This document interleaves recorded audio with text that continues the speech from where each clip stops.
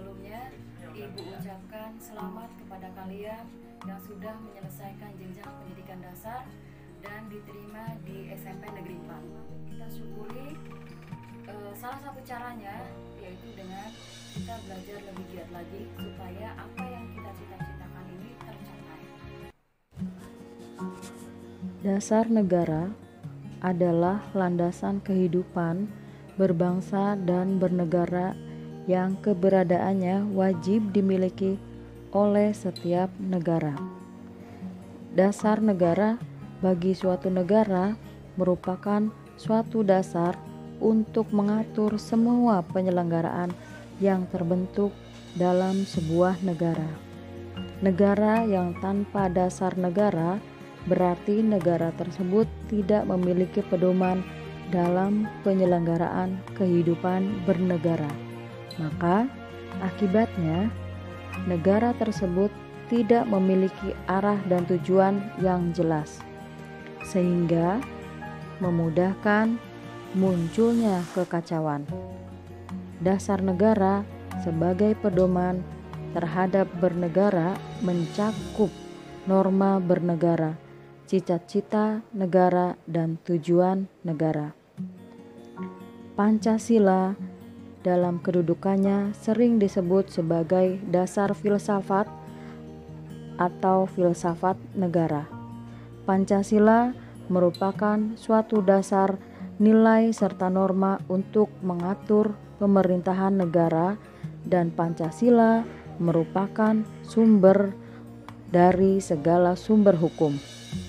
Sebagai sumber dari segala sumber hukum atau sebagai sumber tertib hukum Indonesia, maka Pancasila tercantum dalam ketentuan tertinggi, yaitu pembukaan Undang-Undang Dasar Negara Republik Indonesia tahun 1945.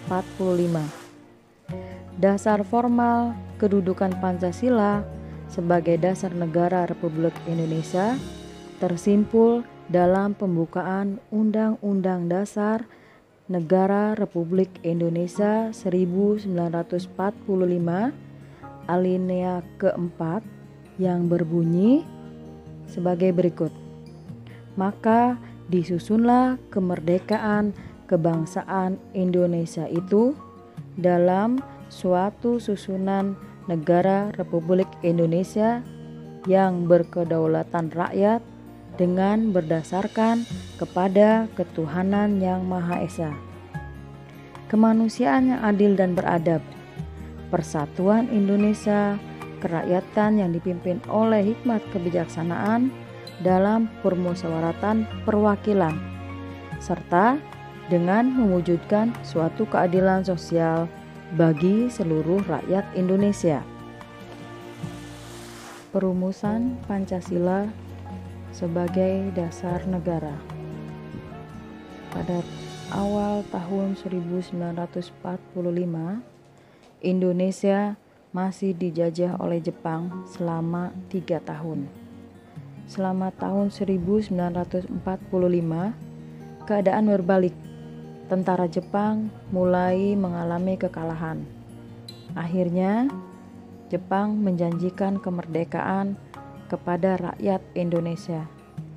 Janji tersebut bertujuan untuk meredam gejolak dan perlawanan rakyat Indonesia. Selain itu juga dimaksudkan untuk memberi kesan bahwa Jepanglah yang memerdekakan Indonesia.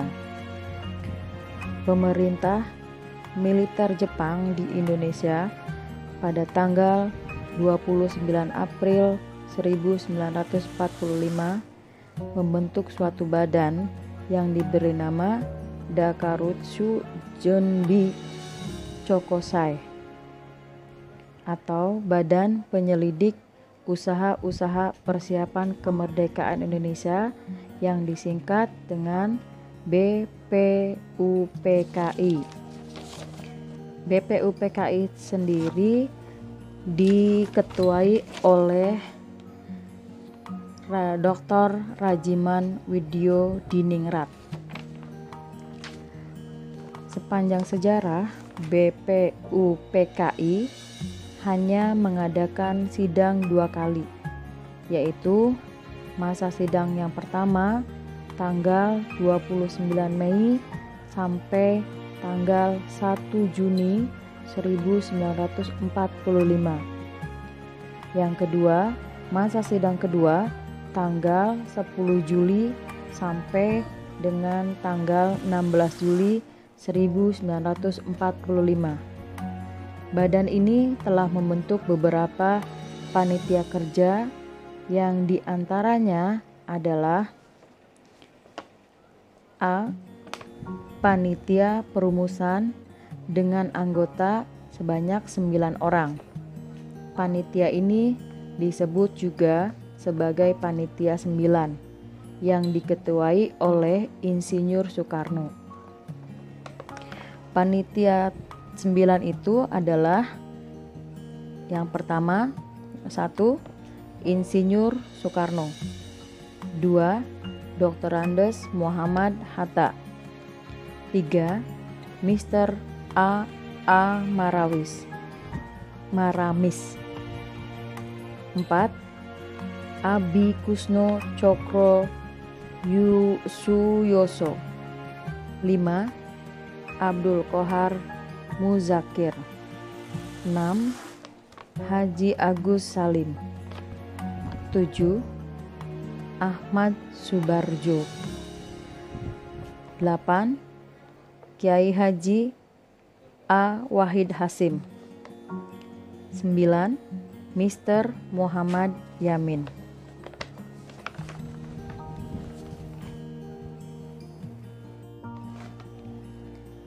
B.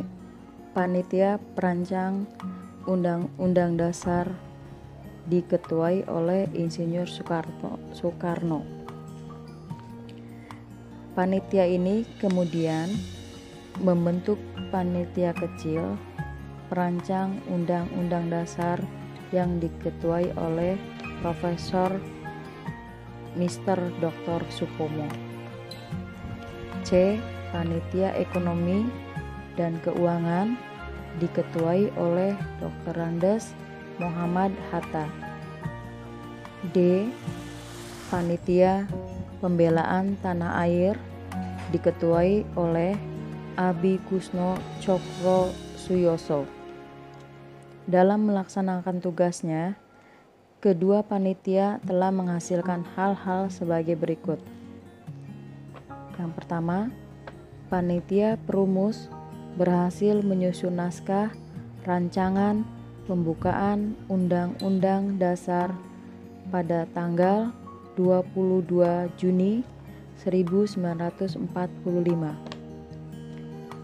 Rancangan ini kemudian dikenal dengan nama Piagam Jakarta.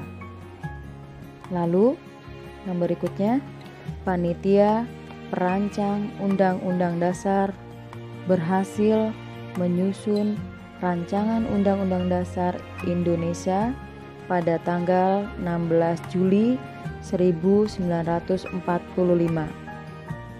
Dalam sidang pertama BPUPKI, beberapa anggota memberikan pidatonya, yaitu yang pertama pidato dari Mr. Muhammad Yamin yang berjudul Asas dan Dasar Negara Kebangsaan Republik Indonesia pada tanggal 29 Mei 1945. Yang kedua, pidato Profesor Dr. Supomo pada tanggal 31 Mei 1945. Yang ketiga, pidato Insinyur Soekarno pada tanggal 1 Juni 1945. Setelah BPUPKI bubar, maka sebagai gantinya dibentuk badan baru yang dinamakan Dokuritsu Junbi Inkai atau Panitia Persiapan Kemerdekaan Indonesia atau yang disingkat dengan PPKI pada tanggal 9 Agustus 1945.